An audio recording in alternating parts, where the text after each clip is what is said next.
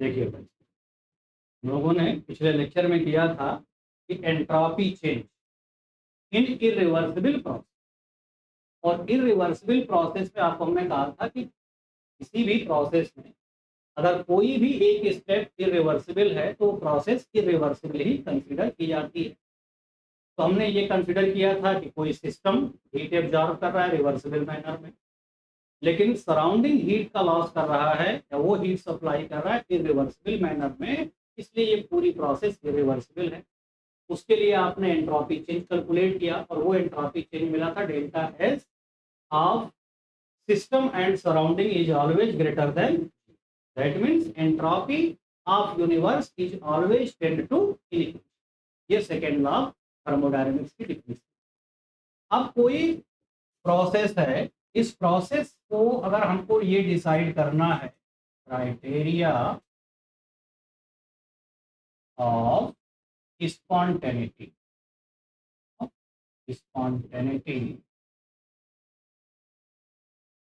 Of a process, तो किसी process की स्पॉन्टेनिटी कैसे चेक की जाएगी? तो देखिए, सिस्टम चाहे लिविंग हो या नॉन लिविंग हो, हर सिस्टम की टेंडेंसी होती है कि वो फ्रीडम चाहता है। और फ्रीडम का मतलब जहां उसको पूरी फ्रीडम हो मूवमेंट की, और जितनी ज्यादा फ्रीडम होगी किसी सिस्टम में उतनी ज्यादा उसकी रैंडमनेस होगी, यानी एंट्रोपी उतनी ज्यादा। तो किसी प्रोसेस को स्पॉन्टेनियस या नॉन स्पॉन्टेनियस होने के लिए जरूरी है उसका मेजरमेंट एंट्रोपी का। और एंट्रोपी का जब मेजरमेंट आप करते हो तो जैसे यहाँ पे आपने लिखा कि डेल्टा एस, जैसे एक कंडीशन ये हो सकती है कि when delta S of system and surrounding, that is total entropy change. तो टोटल एंट्रोपी चेंज क्या मिलेगी आपको? Of surrounding, this is greater than zero. तो जिस प्रोसेस में एंट्रोपी इंक्रीज होती है वो प्रोसेस अपने आप, जैसे कोई लिक्विड आप रखिए, तो लिक्विड चाहे जिस टेम्परेचर पे रखा जाए उसमें इवापोरेशन होगा, में वेपराइजेशन, उसमें इवापोरेशन होगा, क्योंकि कुछ लिक्विड मॉलिक्यूल जो सरफेस पे हैं वो सराउंडिंग से हीट एब्जॉर्ब करेंगे और अपने आप जो है वो एटमॉस्फेयर में मिलते रहेंगे। क्योंकि जब वो लिक्विड स्टेट से वेपर स्टेट में आएगा तो उसकी एंट्रोपी बढ़ेगी, उसकी फ्रीडम बढ़ेगी। लेकिन कोई वेपर डायरेक्ट लिक्विड में अपने आप कन्वर्ट नहीं होगी जब तक कि उसकी कूलिंग न की जाए या उसको कंप्रेस नहीं। तो जिस डायरेक्शन में एंट्रोपी इंक्रीज होगी वो प्रोसेस अपने आप होगी, and therefore this is called spontaneous process. तो for spontaneous process delta S is always positive, delta S should be positive. वही दूसरी प्रोसेस, अगर वेपर को कंडेंस करना है, लिक्विड में कन्वर्ट करना है, तो उसके लिए आपको कंप्रेस करना पड़ेगा या उसकी कूलिंग करनी पड़ेगी। वो प्रोसेस अपने आप नहीं हो रहा है, कुछ आपको एफर्ट करना पड़ेगा तब वो प्रोसेस, तो इस प्रोसेस को कहा जाएगा नॉन स्पॉन्टेनियस। तो ऐसे प्रोसेस जहां पे delta S total entropy change is less than zero, that is the process is non-spontaneous। तो नॉन स्पॉन्टेनियस प्रोसेस के लिए डेल्टा एस ये होगा नेगेटिव। ये दो क्राइटेरिया हो गई। एंड तीसरी कंडीशन ये भी हो सकती है कि when delta S is equal to zero, that means there is no change in entropy, that means system and surrounding are in equilibrium। ये तीन कंडीशन मिलती हैं एंट्रोपी चेंज से। आप किसी प्रोसेस की स्पॉन्टेनिटी डिसाइड करते हैं कि प्रोसेस स्पॉन्टेनियस होगी, नॉन स्पॉन्टेनियस होगी या इक्विलिब्रियम होगा। तो अगर delta S total entropy change positive है दैट मीन्स प्रोसेस स्पॉन्टेनियस है, वो अपने आप होगा। Delta S total entropy change negative है तो प्रोसेस नॉन स्पॉन्टेनियस, और अगर एंट्रोपी चेंज जीरो है that means there is equilibrium between system and सब। ये क्राइटेरिया हो गया फॉर प्रोसेस। नेक्स्ट टॉपिक हम लोगों को करना है entropy change, entropy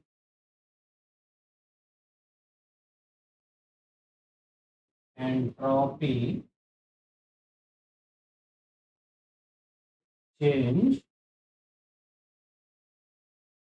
in mixing, in mixing of gases, mixing of, जैसे दो गैसेस हैं अगर उनको मिक्स किया जाए तो उस मिक्सिंग में एंट्रोपी का चेंज क्या होगा, इसके लिए हमको एक्सप्रेशन डिराइव करना है। एक्सप्रेशन डिराइव करेंगे कुछ मिलेगा ही, लेकिन पर्पज क्या, यहाँ पे ये जो एक्सप्रेशन आप डिराइव कर रहे हैं इसका ऑब्जेक्ट क्या होगा। तो इस पूरे डेरिवेशन का ऑब्जेक्ट ये है कि ये हमको प्रूव करना है। अब जैसे क्वेश्चन आपसे पूछा जाता है, क्वेश्चन दोनों टाइप से पूछा जा सकता है कि derive the expression for entropy change in mixing of gases, या आपसे ये कहा जाए कि prove that the mixing of gases is spontaneous process. तो यहाँ पे एंट्रोपी चेंज हम कैलकुलेट करें, और स्पॉन्टेनियस प्रोसेस के लिए एंट्रोपी आपने अभी लिखा कि delta S must be positive. तो मिक्सिंग ऑफ गैसेस की एंट्रोपी चेंज का एक्सप्रेशन हम कैलकुलेट करें, और अगर वो एक्सप्रेशन पॉजिटिव आ रहा है, डेल्टा एस एंट्रोपी का टोटल चेंज अगर पॉजिटिव है that means mixing of gases is spontaneous. तो यही हमको इसमें प्रूव। अब इसके लिए एक्सप्रेशन जब हम डिराइव करेंगे तो इसके एक्सप्रेशन में जैसे हम कंसीडर करें कि दो गैसेज ली जाएं, दोनों गैसेज के एक गैस का N1 मोल ले लीजिए, दूसरे गैस का N2 मोल ले लीजिए। तो यहाँ पे अगर हम कंसीडर करें कि दो गैसेज ली जाएं A एंड B,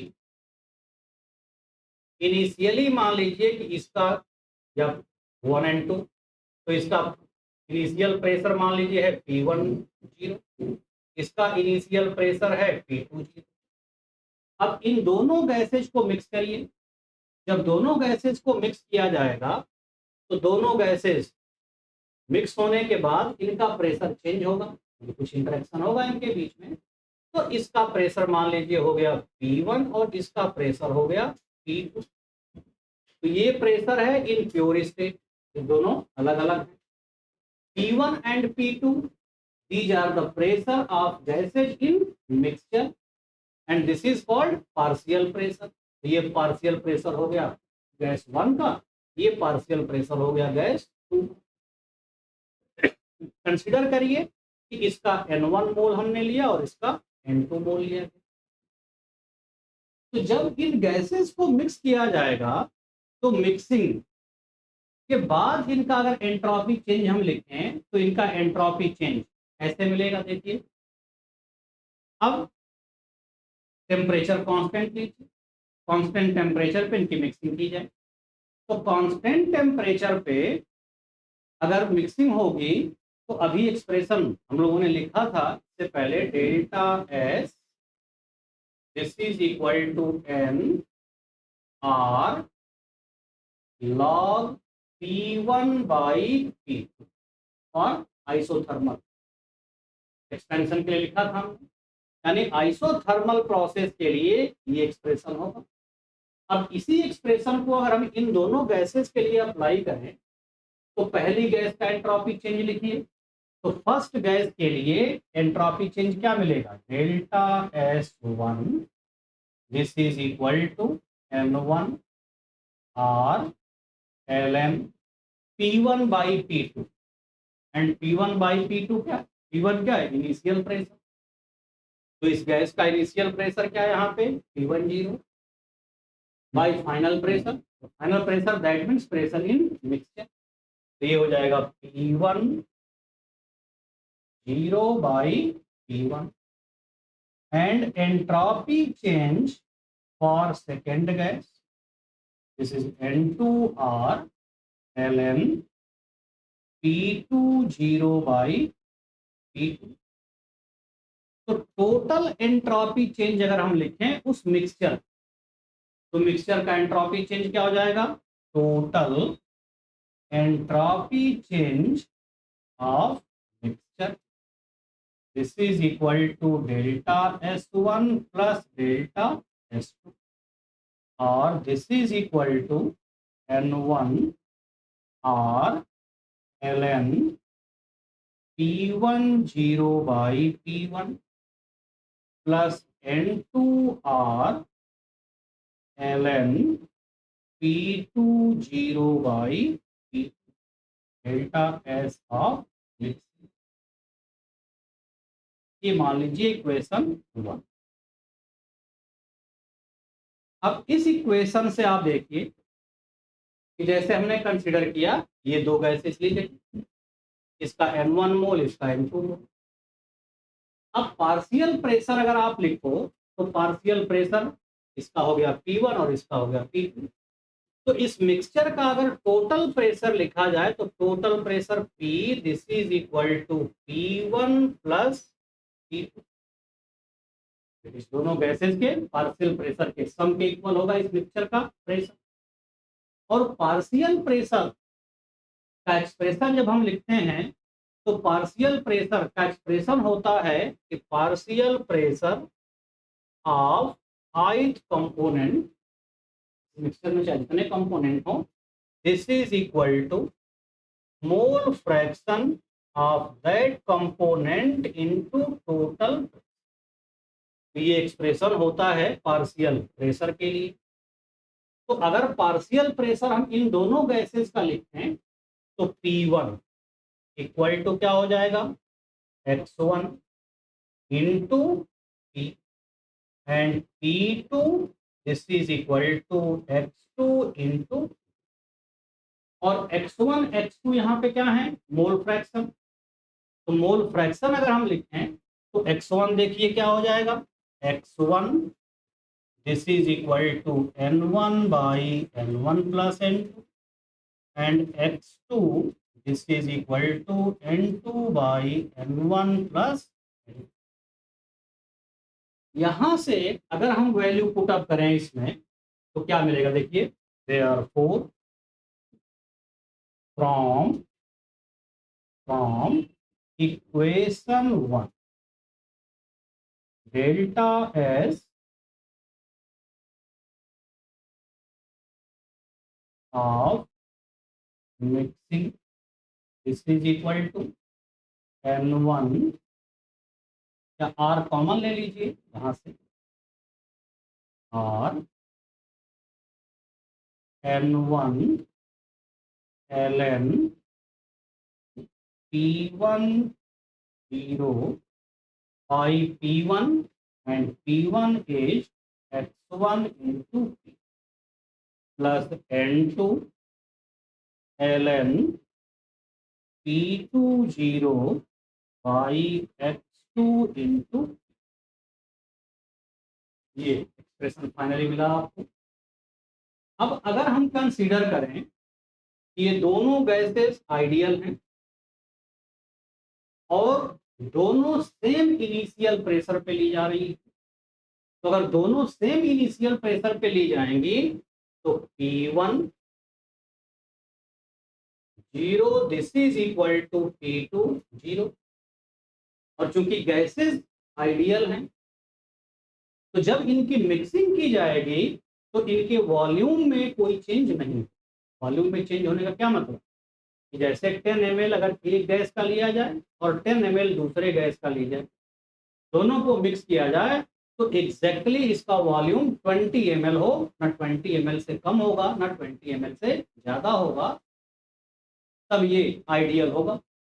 तो उस केस में क्या होगा कि P1 दोनों सेम इनिशियल प्रेशर पे ली जा रही है, कोई इंटरेक्शन इनके बीच में है नहीं, तो उस मिक्सचर का जो प्रेशर होगा वो इक्वल होगा इन दोनों के गैस के इनिशियल प्रेशर। और अब इस इक्वेशन में, ये जो इक्वेशन 2 है, इस इक्वेशन 2 में इस P को एलिमिनेट कर सकते हैं।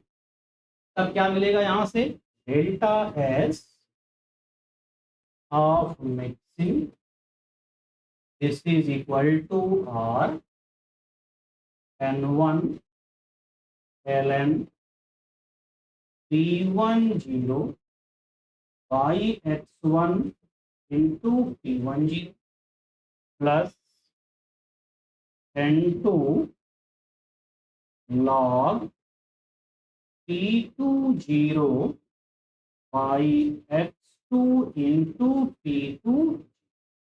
और यहां से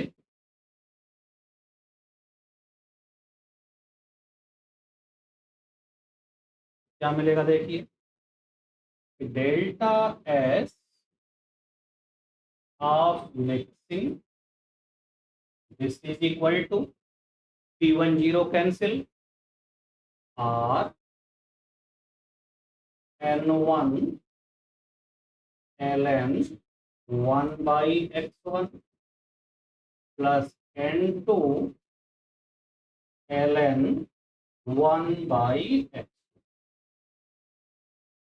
और X1 और X2 को ऊपर करिए तो साइन यहाँ पे क्या होगा, निगेटिव, और उस निगेटिव साइन को बाहर कर दीजिए तो ये एक्सप्रेशन मिला, delta S of mixing this is equal to minus R N1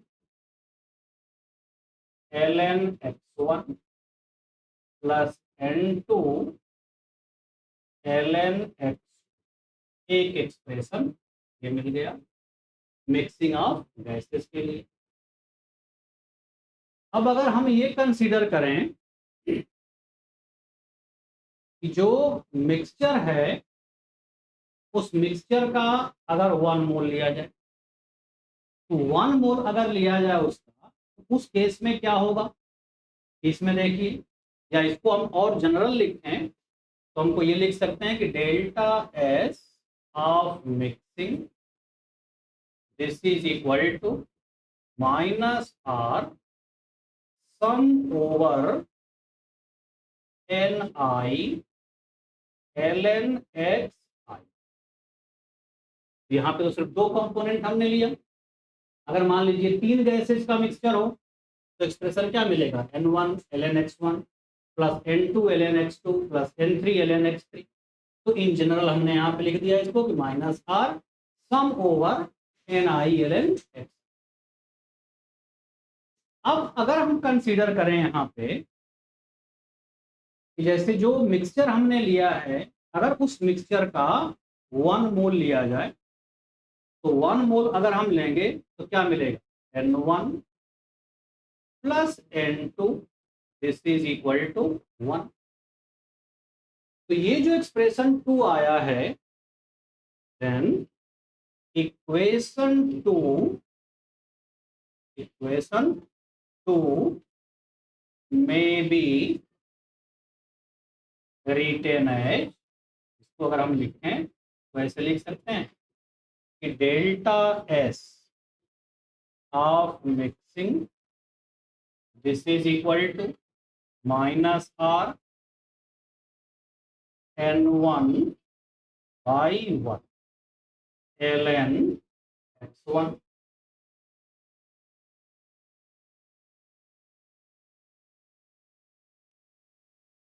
plus N2 by 1 ln X2 और delta S of mixing this is equal to minus R N1 by N1 plus N2। ये 1 मोल हमने लिया है, ये क्या हो जाएगा, ln X1 plus N2 by N1 plus N2 ln X2।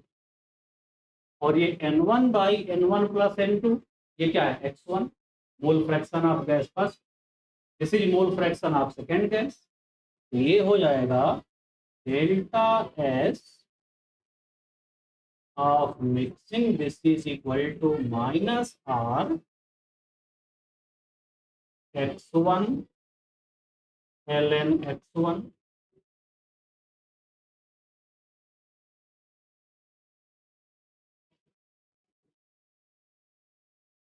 plus x2 ln x2।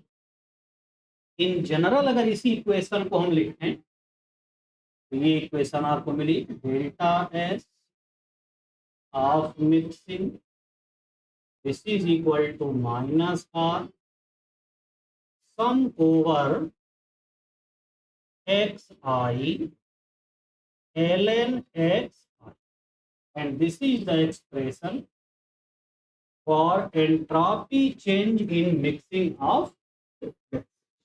ये तो एक्सप्रेशन हो गया एंट्रोपी चेंज के लिए। अब हमको ये प्रूव करना है कि mixing of gases is spontaneous, और अगर स्पॉन्टेनियस हमको प्रूव करना है तो इसके लिए हमको ये दिखाना पड़ेगा कि entropy change in mixing of gases is always positive. तो देखिए बेटा, इसमें एक्स आई जो हम लिख रहे हैं यहाँ पे, एक्स आई ये क्या है, this is the mole fraction of any one of the component. और आपने एक्सप्रेशन पढ़ा है कि sum of mole fraction of all component in mixture is equal to 1। तो जितने कंपोनेंट इन्वॉल्व हैं मिक्सचर में, सभी कंपोनेंट के मोल फ्रैक्शन का सम ये इक्वल हमेशा होता है 1 के। तो किसी एक कंपोनेंट का मोल फ्रैक्शन हमेशा 1 से लेस होगा, that means x I is always less than 1। और अगर एक्स आई की वैल्यू, किसी एक कंपोनेंट के मोल फ्रैक्शन की वैल्यू 1 से कम है तो log 1 की वैल्यू 0, और अगर 1 से छोटा नंबर है तो उसके log की वैल्यू हमेशा क्या होगी, negative. That means ln x I is negative. तो इस एक्सप्रेशन से देखिए ln एक्स आई ये हमेशा क्या होगा, नेगेटिव।